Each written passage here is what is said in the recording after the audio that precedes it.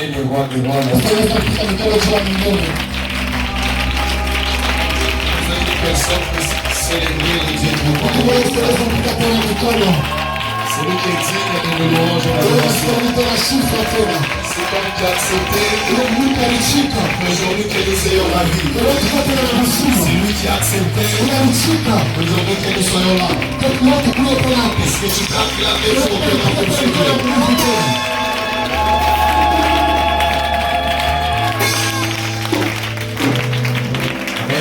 Amen. Tu vas te mettre.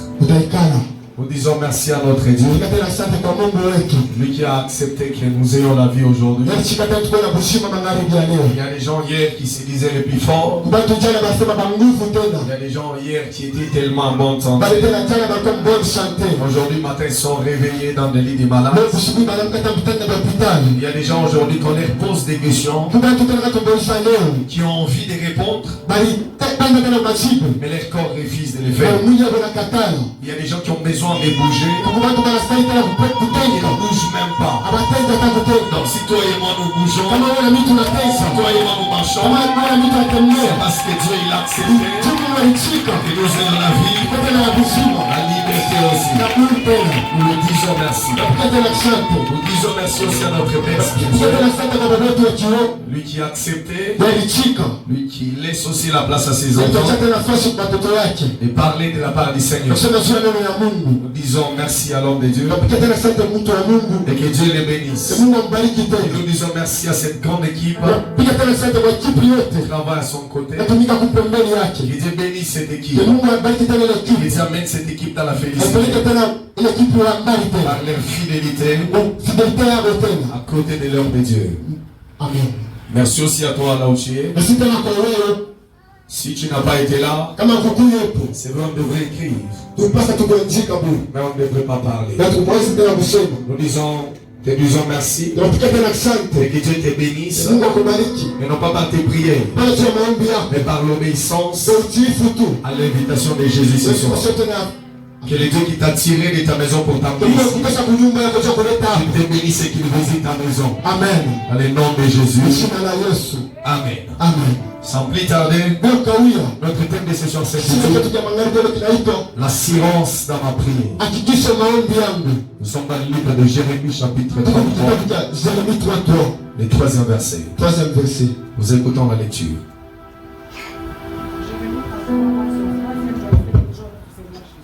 Amen.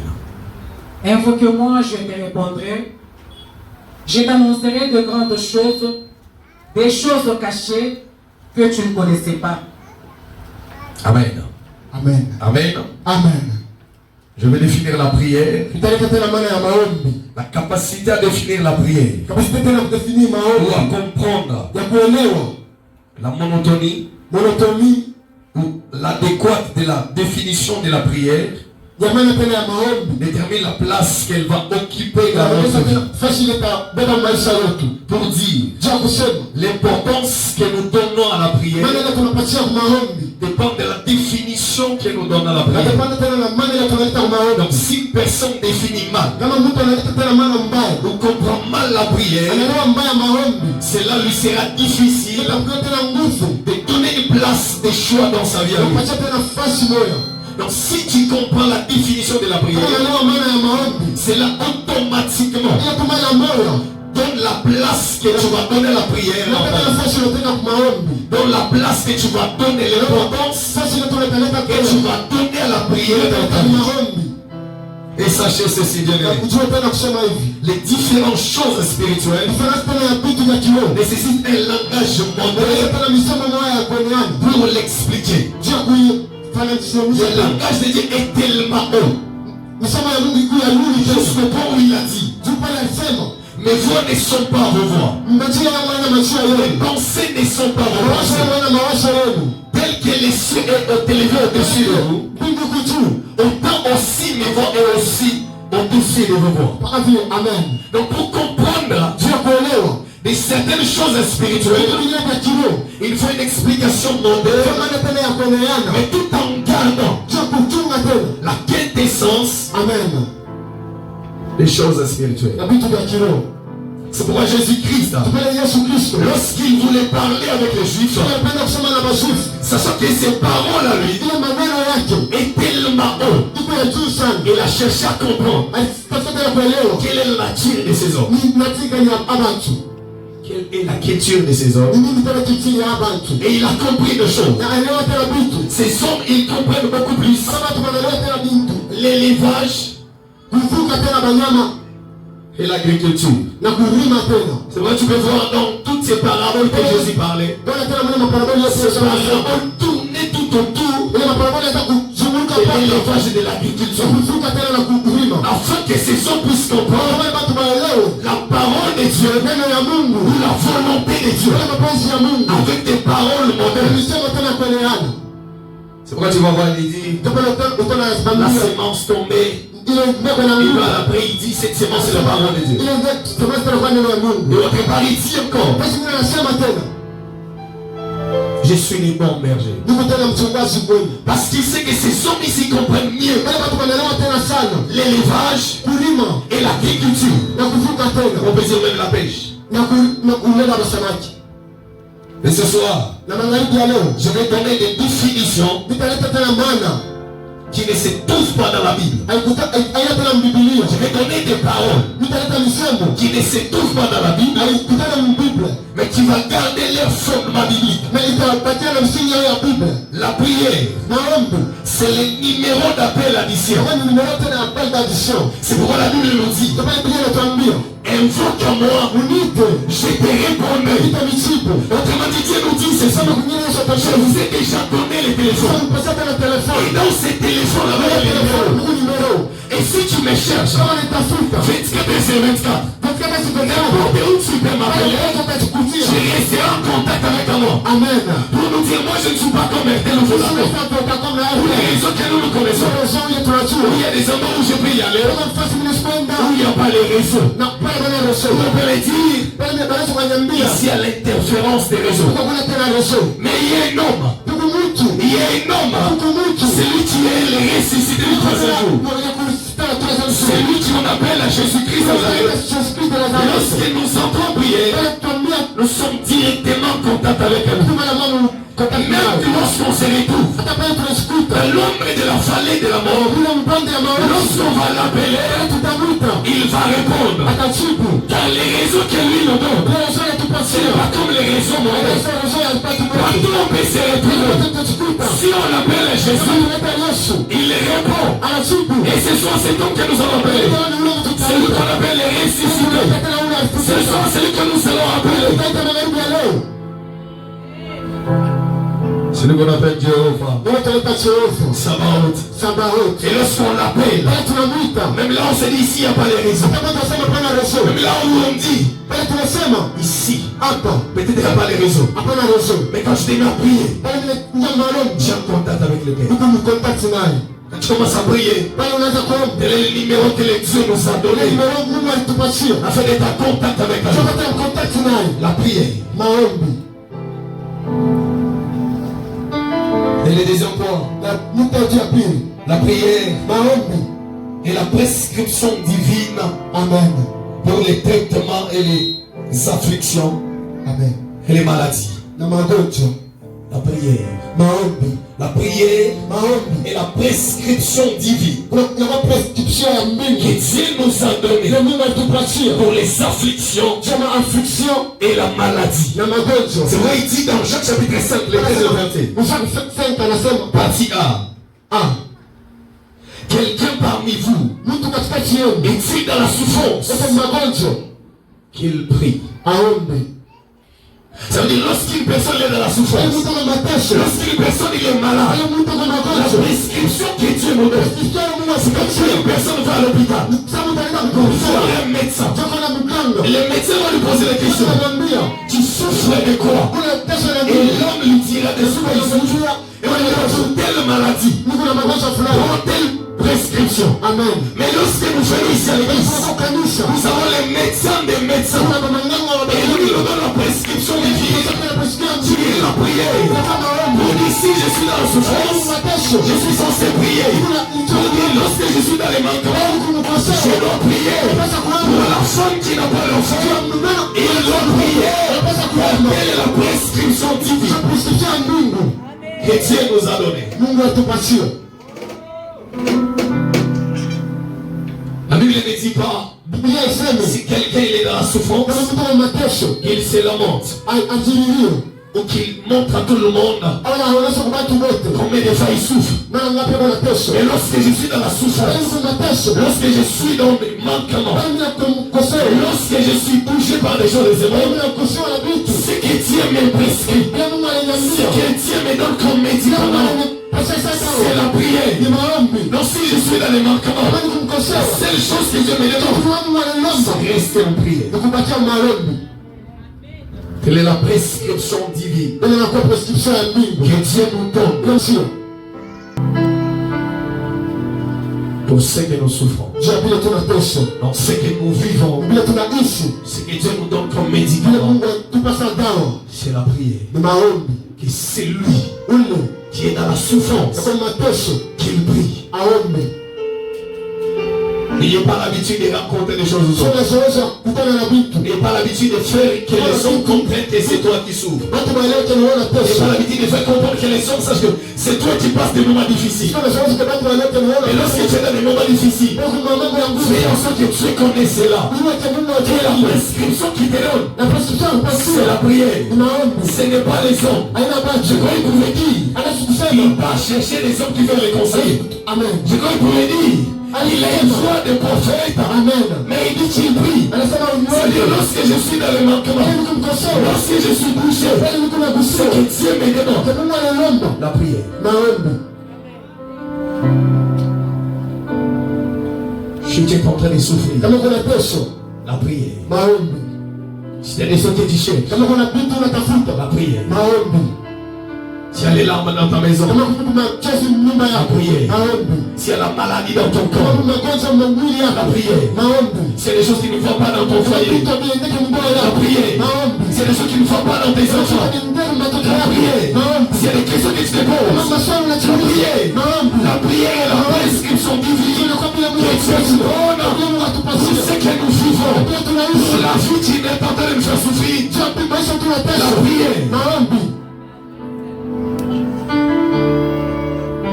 La prière, c'est une sémence que l'on plante dans la présence de Dieu.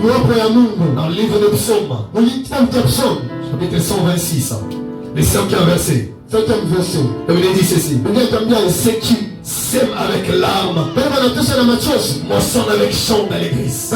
La prière, c'est une sémence que nous plantons, non pas dans n'importe quel thème, mais dans la tête qui est la présence de Dieu. Il y a des gens qui derrière te vont prier, mais ils vont toujours dans la souffrance. Des fois tu pries beaucoup, mais tu ne vois pas l'exaucement. Et ce soir le Seigneur m'a répondu: la prière que tu fais là, c'est une sémence que tu attends de recevoir dans sa présence. C'est une sémence que tu attends de mettre dans sa présence. La prière, c'est une sémence que nous sémons dans la présence. Et lorsqu'on a déjà sémé dans la présence de Dieu, il y a des choses qu'on n'arrive même pas à forcer. Il y a des choses qu'on ne pousse pas même.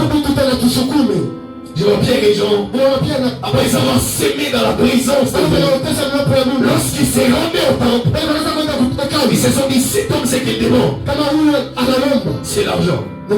Mais si on va prendre dans les trésors terrestres pour lui donner, et si on va revenir encore, il sera toujours ici. Et si nous allons prendre là qu'on a sémé dans la présence de Dieu, demain ce n'est pas ici.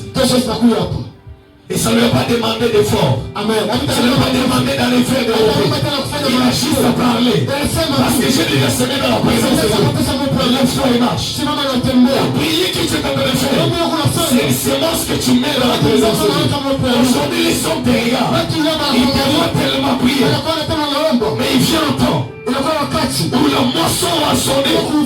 Ils seront étonnés Parce que toi tu ne fourniras pas d'efforts. Parce que toi tu ne mettras pas beaucoup d'efforts. Et les choses vont commencer à aller. Vous serez toujours le même tabac. Et ils seront étonnés. Parce que toi tu ne feras pas d'efforts comme eux. Mais toi tu iras de la foi. Toi tu ne feras pas ce qu'il faut. Mais toi tu iras toujours de gloire à gloire. Parce que toi tu as eu le temps de s'aimer dans la présence de Dieu. Parce que toi tu as eu le temps de mettre ta sémence, non pas dans n'importe quel terre, mais dans la présence de Dieu. Écoutez ce qu'il dit. Je ferai venir sur vous la pluie. Amen. Et même de l'arrière-saison. Et de la saison. Parce que d'abord la prière de la saison. Amen. Nous devons voir la pluie de l'arrière-saison. Ça veut dire qu'il y a des saisons passées. On n'a pas récolté. Il y a des choses qu'on a priées. Il y a le prière qu'on a fait en 2019. Il y a le prière qu'on a fait en 2016. Mais ce soir, le morceau a sonné. Celui qu'on n'a pas seulement de cette année. Mais celui qu'on a prié. Et l'année 2016. Et l'année 2017. Et il va t'accorder cela. Les temps de la moisson. La prière est une sémence que nous sémons dans la présence. Il ne faut pas te lamenter. Mais tu dois savoir une chose. Parce que j'ai fait la prière. Ce n'est pas dans n'importe quel terre où je mets. Mais je suis en train de s'aimer dans la présence de Dieu. Je suis en train de s'aimer dans celui qui est au-dessus de tout. Ça veut dire ma prière n'est pas pauvre. Ma prière non ne chuera jamais. Même si aujourd'hui je ne le vois pas. Même si demain je ne le vois pas. Même si l'année prochaine je ne le vois pas. Mais j'ai l'assurance. C'est là que j'ai semé. Je vais moissonner. La prière ne pourrit jamais. Je vois le patron des patrons. Dans la prière sacerdotale, dans Jean chapitre 17, Amen. Où il a dit ceci au Père. Mais je prie même pour ceux donc qui croiront en nous. Ils sont un comme nous. Donc ça veut dire le Seigneur il a prié pour nous. Avant qu'on soit même né. Avant qu'on vienne sur cette terre. Jésus-Christ il avait prié. Je déclare sur toi ce soir. Avant que tu partes, il y a des choses. Il y a des fruits que tu dois faire un jour. De la prière que tu as déjà fait. Il y a des fruits que tu vas venir sur toi. Par des prières que tu as déjà fait. Avant que tu tombes, il y a des fruits que tu te réjouiras. À cause des prières que tu as déjà semé dans la présence de Dieu. Il y a des choses que tu as censé te réjouir avec. Il y a des choses qui doivent venir dans ta vie. Parce que tu as déjà semé dans la présence de Dieu. Ne dis pas, mais je fais la prière, Seigneur. Ne dis pas, mais Seigneur, l'année vient de tomber. Sache une chose. Tu fais la prière. Ce n'est pas dans n'importe quel terrain où tu es en train de semer. Mais tu es en train de semer dans la présence de Dieu. Et là, dans la présence de Dieu, la prière reste toujours.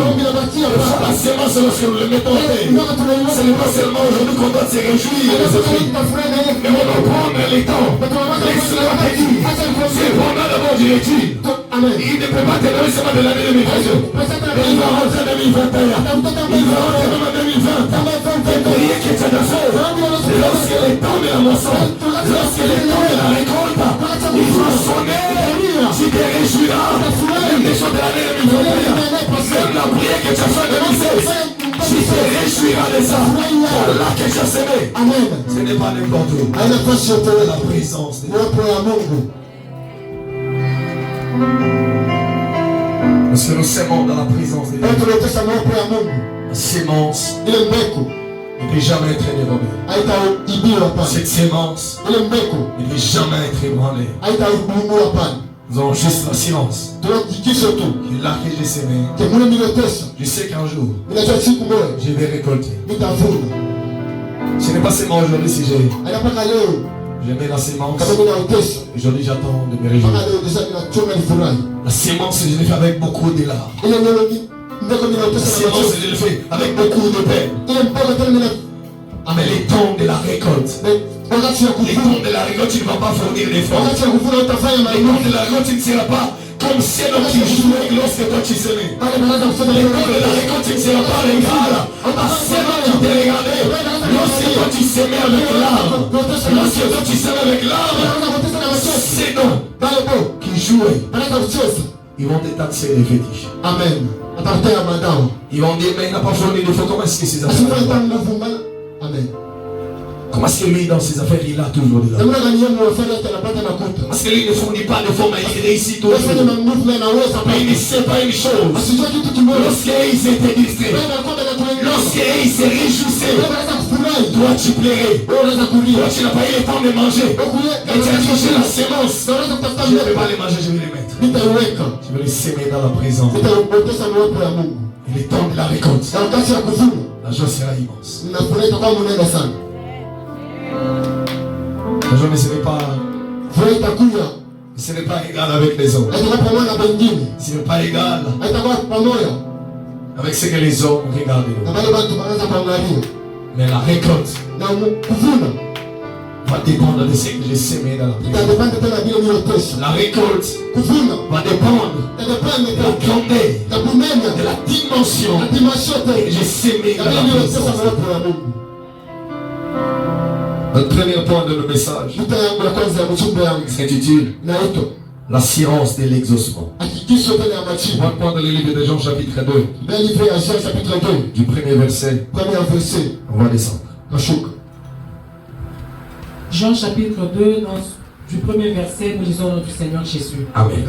3 jours après, il eut de noces à Cana en Galilée. La mère de Jésus était là. Et Jésus fut aussi invité aux noces avec ses disciples. Le vin ayant manqué, la mère de Jésus lui dit, ils n'ont plus de vin. Jésus lui répondit, femme, qu'y a-t-il entre moi et toi? Mon heure n'est pas encore venue. Sa mère dit au serviteur, faites ce qu'il vous dira. Or, il y avait là... On peut s'arrêter par là. La révélation que tu as sur la personne de Jésus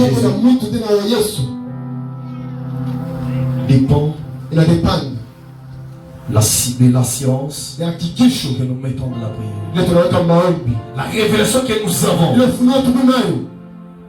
démontre l'assurance que nous avons lorsque nous faisons la prière. Je me suis posé tant de questions. Parce que lorsque vous lisez ce message, vous allez comprendre qu'on dit là-bas, c'est le premier miracle de Jésus. Mais comment est-ce que Marie avait l'assurance elle n'a jamais vu Jésus produire des miracles?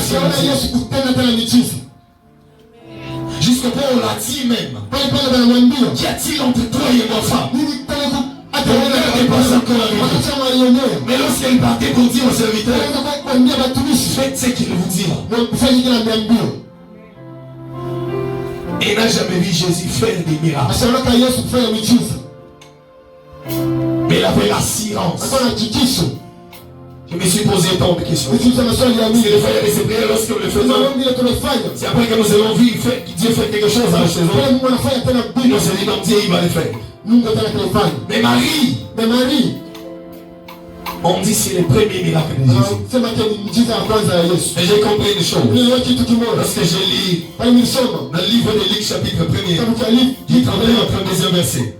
Quand l'ange apparut à Marie, il dit ceci à Marie. Tu tomberas enceinte. Tu enfanteras un fils. Et donne la révélation maintenant. Et il sera grand. Donc lorsque le veille a manqué dans la fête, lorsque Marie allait vers Jésus, il a fait la science d'un Dieu grand. C'est-à-dire lorsqu'elle partait vers Jésus, elle a mené un petit problème vers un Dieu grand. Elle avait la science sur la personne de Jésus. La science que Marie avait, c'est par rapport à la révélation de la personne de Jésus. Lorsqu'il partait vers Jésus, elle s'est dit, cet homme, il n'est pas comme les autres, mais il est grand.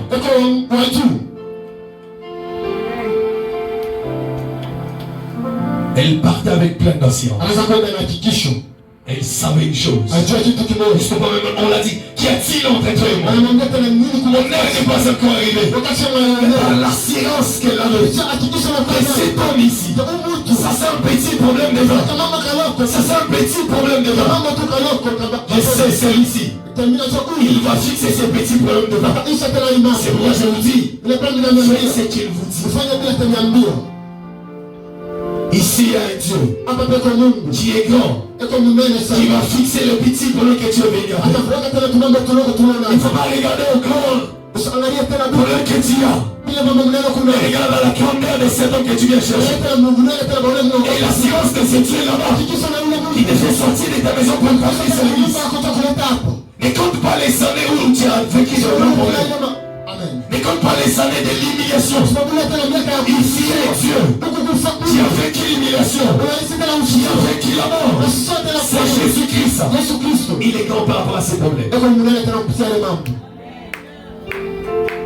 Tous nos problèmes que nous avons étaient inférieurs à la grandeur de Dieu.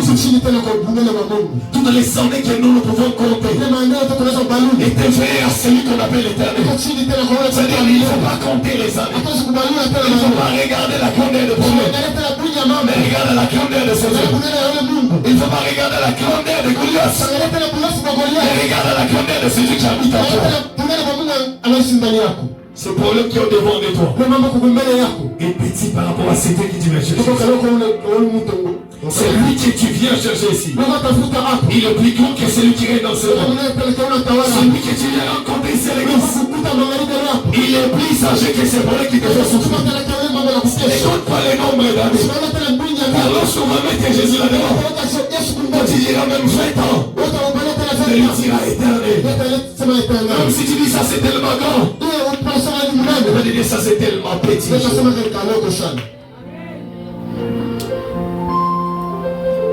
L'assurance que nous avons, c'est par rapport à la révélation de la personne de Jésus. Et l'assurance de l'exaucement, c'est par rapport à la révélation de Jésus. Et Jésus que tu viens chercher, le plus grand que ces petits problèmes, le plus grand que ce qui tourmente ta maison, le plus grand que ce qui est en train de ronger ta vie. C'est parce que tu regardes à toi ces problèmes. C'est parce que tu es tellement concentré à compter les années. Mais si tu vas te mettre à regarder la personne de Jésus, les années importent un peu. Si tu vas te mettre à regarder Jésus, c'est bon, importe un peu. Car je sais une chose, ce n'est pas le bon neveu que cet homme va réussir. Amen. Il réussira. L'assurance que Marie avait, c'est par rapport à la révélation qu'elle a. Le premier miracle de Jésus. Mais elle avait l'assurance.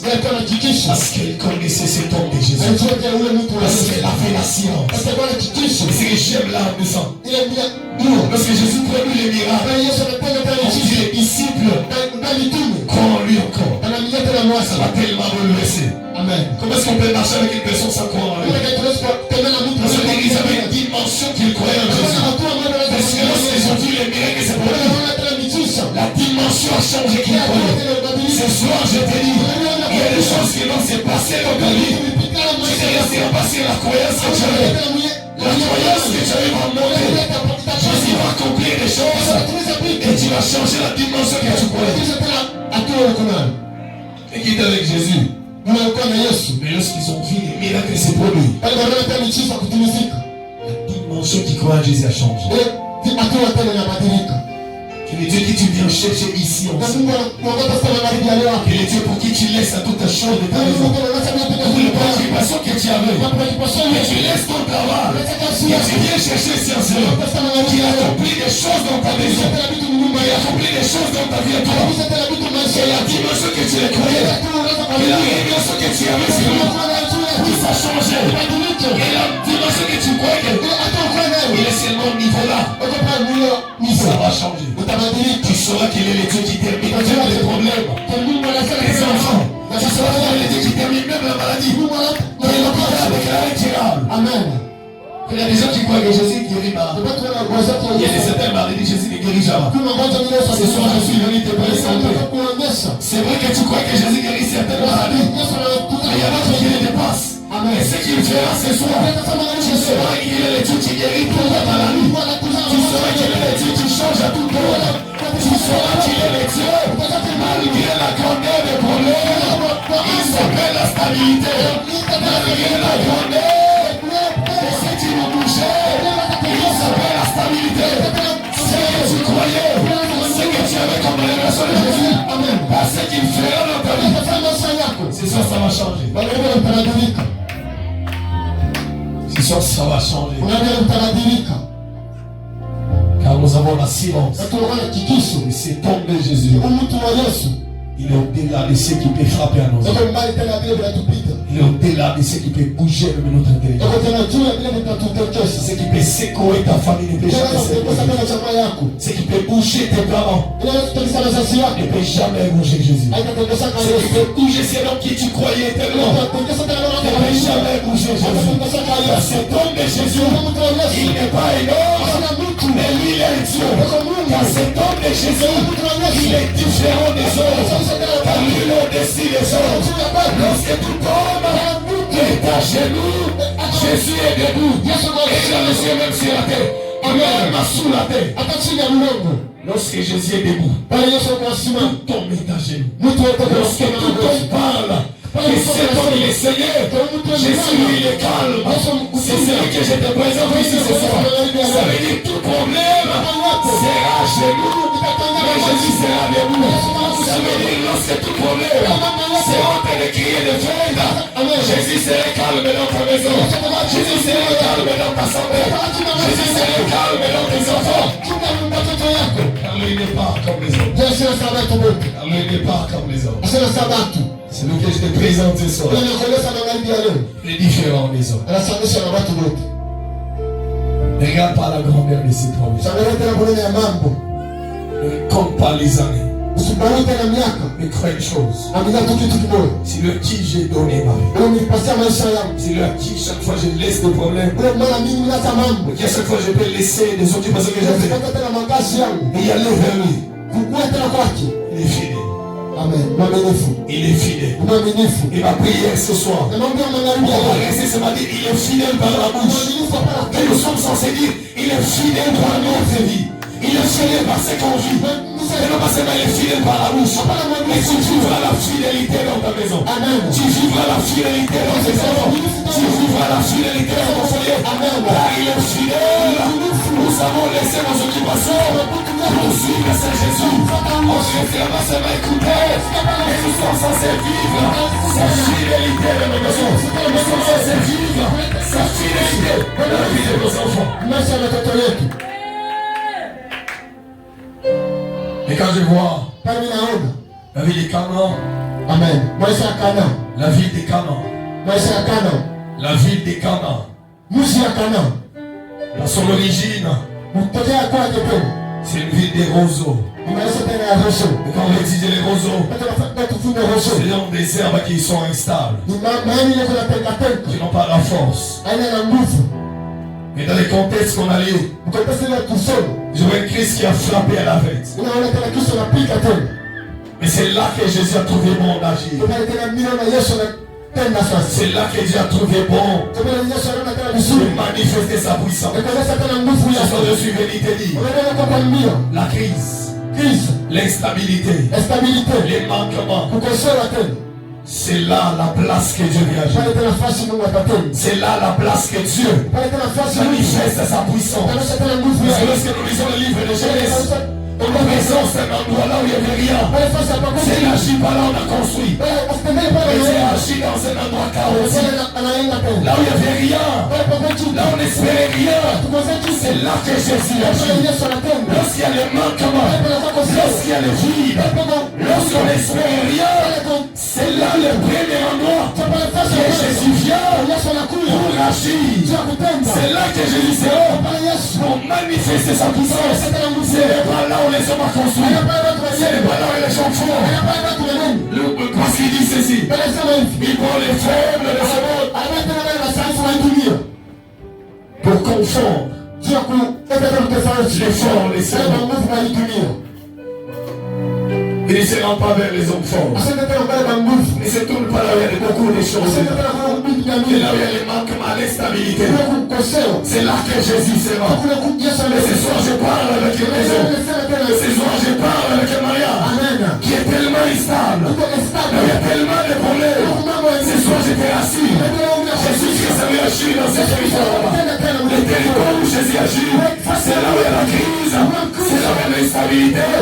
C'est là où il y a les manquements. Il se rend dans le palais royal pour prendre les rois afin de faire un soir avec le roi. Mais du fumier, c'est là qu'il se rend. Du fumier pour faire un soir avec les gars. C'est-à-dire qu'il faut aller là dans la maison du roi. Et là où ça sent mauvais, là où les hommes ne savent pas s'approcher, là où il y a tellement d'instabilité, c'est là l'endroit que Jésus vient. C'est le premier endroit que Jésus manifeste sa puissance. Là où il y a des chaos, là où c'est vide, là où on n'espère rien. Quel est le premier territoire que Jésus a eu? Et voilà Christ qui est en train de crier. Et c'est là le premier endroit que Jésus manifeste sa puissance. C'est là le territoire que Jésus manifeste sa puissance.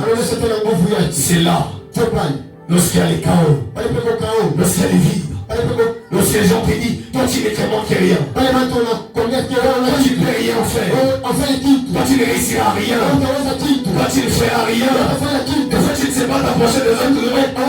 Et là ils vont me dire dans ce domaine je ne fais rien. Laisse-moi te dire ceci, tu n'es rien devant les autres, mais Dieu trouve à la place qu'il va manifester sa puissance, il va glorifier son nom. C'est là où il n'y a rien, c'est là où c'est vide, c'est là où les gens te diront non c'est nommé ici quand tu ne connais rien, tu ne fais même pas. Mais Dieu, il cherche des amours pareils afin de manifester sa puissance. Là où les ventes se disent c'est calme, c'est là que Jésus veut manifester sa puissance. Lorsque les maisons bougent et personne ne se dit là on réussira, Jésus viendra, il n'y aura pas de divorce. Là où les hommes satanés, qui est la séparation, Jésus-Christ, il viendra s'installer. Ils aiment les endroits là où il y a l'instabilité, là où il y a les chaotiques, là où il y a la vie. Et c'est là qu'il vient agir. Là on dit des bonnes que rien. On dit là, rien de bon sortira. Et c'est là que Jésus doit être. Et c'est là que Jésus sera. Lorsque les gens veulent s'approcher de toi, il veut faire ça. Et lorsque Jésus s'approche, c'est pour te prendre dans la main. C'est pour te prendre dans la main. Lui sera toujours là du fumier, là où il y a la saleté, là où rien ne va pas y sortir, là où les hommes ont mal, les besoins s'approcher. Mais Jésus-Christ s'approche du fumier. C'est les hommes afin de le faire asseoir avec les rois.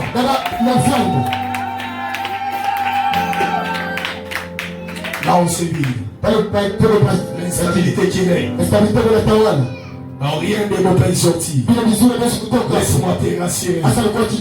Ne récolte pas les paroles des hommes. Ne sois pas intéressé par ce que les hommes te disent. Ne sois pas intéressé par ce que les hommes peuvent te qualifier. Mais sache une chose, lorsque Jésus te regarde, il se dit voilà mon nom dont je dois agir. Lorsque Jésus te regarde, il se dit voilà là je dois manifester ma puissance à moi. Car je n'ai pas besoin d'efforts, je n'ai pas besoin. Et c'est là qui sont bien portants. Et je me lève ceux qui sont malades. Je me lève ceux qu'on a baissé. Moi je les élève. J'ai besoin de ces noms. On a disé ils ne peuvent jamais pétiller la cour royale.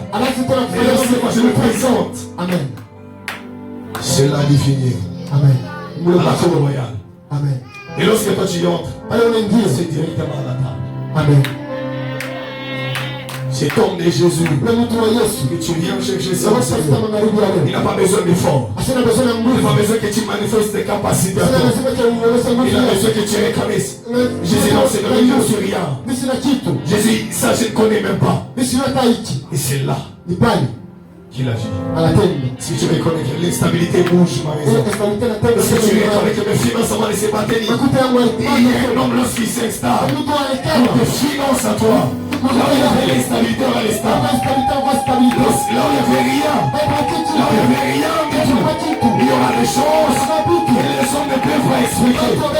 Là où j'attendais des séparations, on vivra des choses. Et comment on s'est dit là? Ça c'est Dieu. On se disait ils vont se séparer. On se disait ils vont même pas faire des mois. Mais les voici là. Ils sont même les enfants. Et les voilà là. Ils commencent à vieillir. Les voilà. Là on se disait ils ne peuvent même pas y aller. Amen. C'est là qu'il est. Là on se disait celui-ci il ne peut même pas sortir. Même pas de la ville d'Édicassi. Amen. C'est vrai, il te disait tu ne peux pas sortir de la ville. Mais ils te verront avec un appel, des numéros qui n'est pas du Congo. Là où il se disait, il ne peut même pas aller travailler chez une personne. Je ne peux pas travailler dans des maisons des hommes. Mais quand tu travailles dans l'entreprise, mais quand tu travailles dans un bureau, où tu as des climatisés, tu ne seras pas comme les autres. Tu ne seras pas comme les autres. Et ils s'attendaient, ils se disaient, tu as la capacité de porter les tennis. Quand tu seras au travail, tu ne peux pas les tennis. Parce que celui qui te prend en main, il est celui qui peut parler pour nous. Là où les personnes nous connaissent.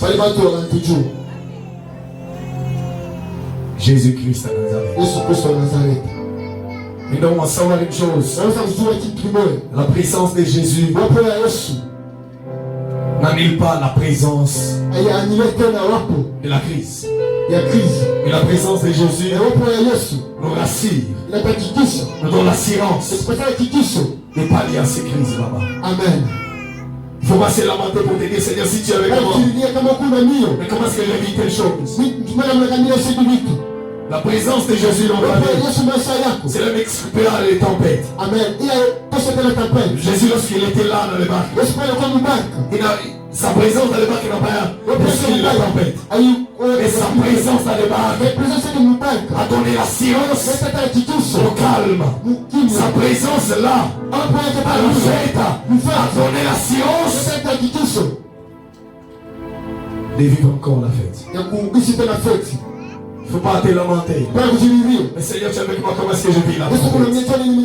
Seigneur, tu es avec moi, comment est-ce que les combats viennent toujours? La présence de Jésus n'explique pas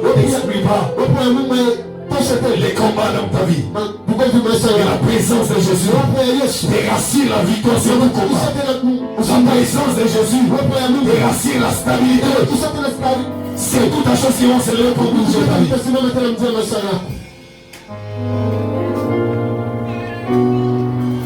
Jésus n'a pas empêché que cette fournaise qu'on puisse allumer les feux. Donc des fois il y a des choses que Jésus laisse que le feu puisse être allumé. Mais lorsque le feu est allumé, la présence de Jésus élimine que le feu puisse te consumer. La présence de Jésus dans ta vie élimine que cet appel puisse se faire tomber. La présence de Jésus élimine que l'enfant de cette maladie puisse te mettre batté. C'est vrai que tu seras atteint, mais la présence de Jésus rassure la victoire sur ce que tu vis. La présence de Jésus rassure la victoire. C'est tout combat. On ne va pas empêcher au diable de nous combattre.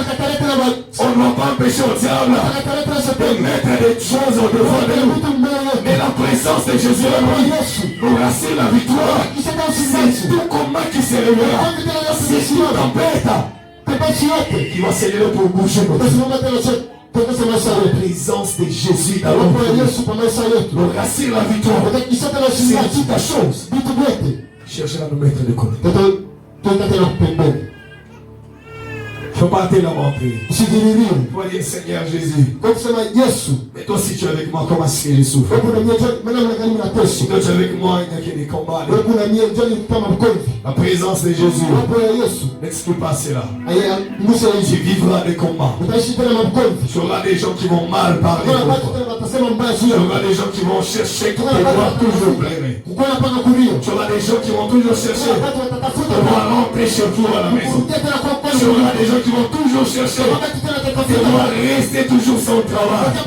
Tu verras des gens qui vont toujours chercher de voir toujours rester dans les mondes. Mais la présence de Jésus notre vie et de l'assurance et la victoire, c'est toute la chose. C'est tout combat qui peut s'élever.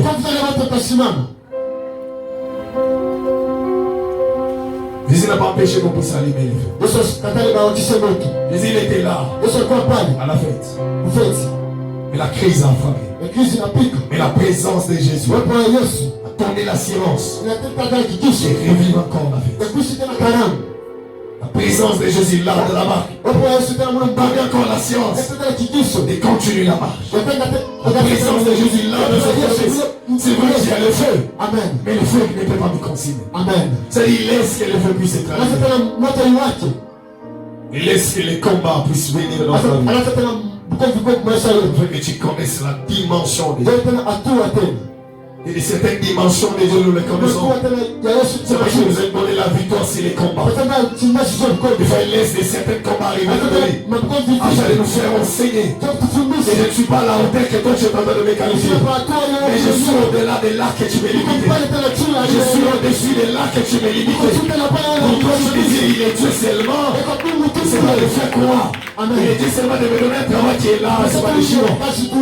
Il a dit qu'on peut te prendre d'ici. Pour t'amener dans un pays étranger. Là où personne pouvait te recommander. Amen. Là où personne pouvait recommander Joseph. Amen. C'est là que Dieu a trouvé mon élevé. Pour les frères de Joseph, ils se sont dit, pour qu'ils ne sont pas élevés au-dessus de nous. Amen. Nous devons les vendre dans un pays étranger. Là où personne ne peut les recommander. Là où personne ne peut l'aimer. Afin de chercher pour lui une place. C'est là que Dieu a trouvé. Et de faire de l'indispensable. De faire de l'indispensable. Au devant des pharaons. Il a dit cet homme, on n'aura jamais une personne comme à celui-ci. On n'aura jamais une personne comme à celui-ci. Là où personne ne pouvait parler de nous. Là où on a oublié David. Ils ont fait les David. Une personne indispensable. Samuel a dit, tant que lui n'arrivera pas ici, on ne fera rien. Dieu dans notre vie à nous. Il fait des noms indispensables. Dieu dans notre vie à nous. Il y a des critères devant de nos attentes. Amen. Il y a des choses par lesquelles nos frères devraient passer. Le frère de David devrait être passé par des préparations afin d'être présenté au devant de Samuel. Mais la présence de Dieu dans la vie de David, David a quitté là au devant des brebis. Directement dans la présence de Samuel. La présence de Dieu dans ta vie à toi. Là où personne ne te connaît. Là où tu es inconnu. Inconnu des hommes. Mais connu de Dieu. Inconnu des hommes. Mais connu de Dieu. Si Dieu te connaisse, il fera de toi indispensable. Si Dieu te connaisse, tu n'as pas besoin que les hommes me connaissent.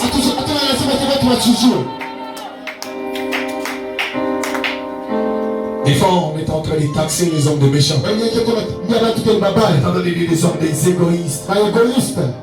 Parce que nous travaillons à chercher que les hommes nous connaissent. Parce que nous cherchons que les hommes nous connaissent. Les hommes sont intéressés par des choses dans lesquelles ils trouvent leur intérêt. Les hommes regardent toujours leur intérêt. Ils doivent retenir ceci. Il est impossible de plaire aux hommes et de plaire à Dieu. Mais il est possible de plaire à Dieu et de plaire aux hommes. Amen. Lorsque Dieu il est en toi, Mais là où personne ne te connaît, dans un pays étranger, là où personne ne peut parler de Joseph, c'est là que Dieu l'a élevé. Pour les frères de Joseph, c'était les pères qui devaient élever Joseph. Et Dieu il a tout fait bon. Il n'est pas passé ni par son père, ni par les personnes de sa famille, même pas par les personnes de son pays, mais par une personne qui est au dehors de son pays, qui est loin de son pays. C'est par lui que Dieu est passé. Dieu ne passera pas par tes attentes. Tu t'attendais, c'est pas ton frère. Dieu va passer afin de t'atteindre toi.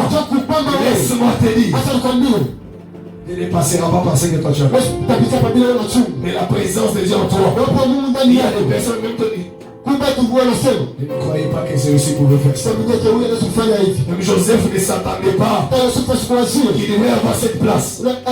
Pour lui, il s'attendait d'être juste gracié par les rois pour être libre. Amen. Il ne s'attendait pas pour être à la place qu'il était. Amen. Pour lui, il s'attendait d'être juste libre. Mais il savait une chose.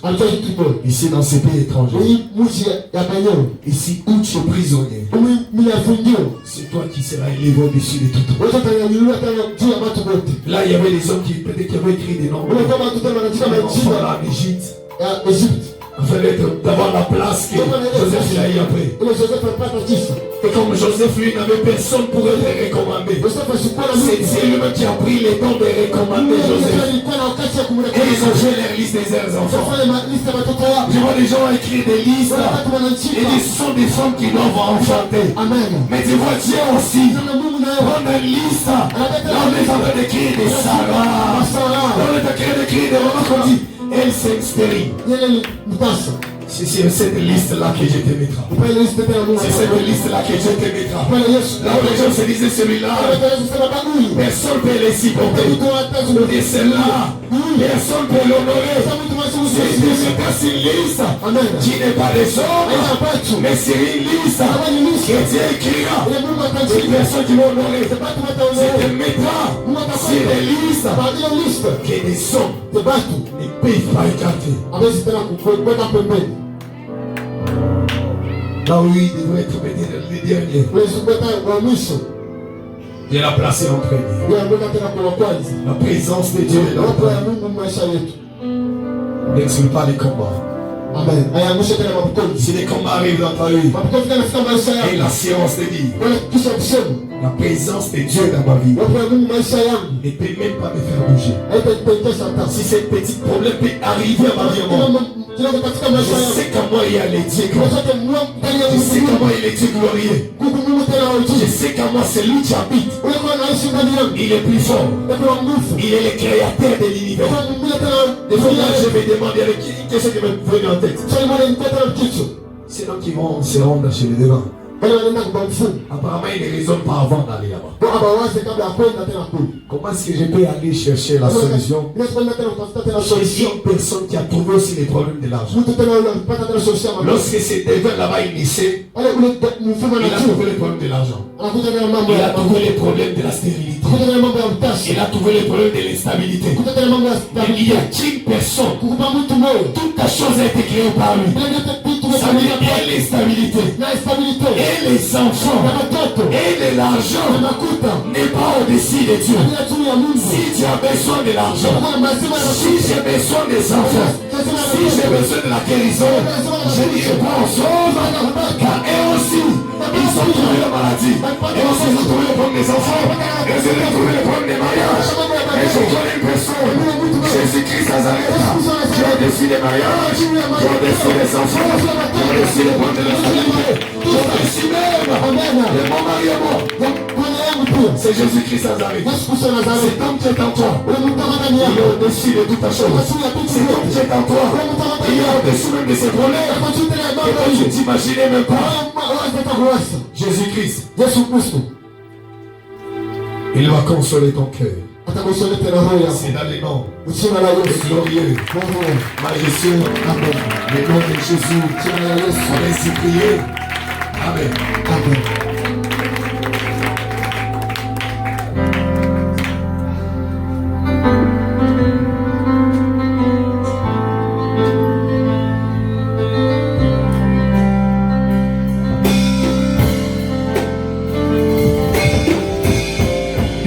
Acclamez les mains pour la parole de Dieu.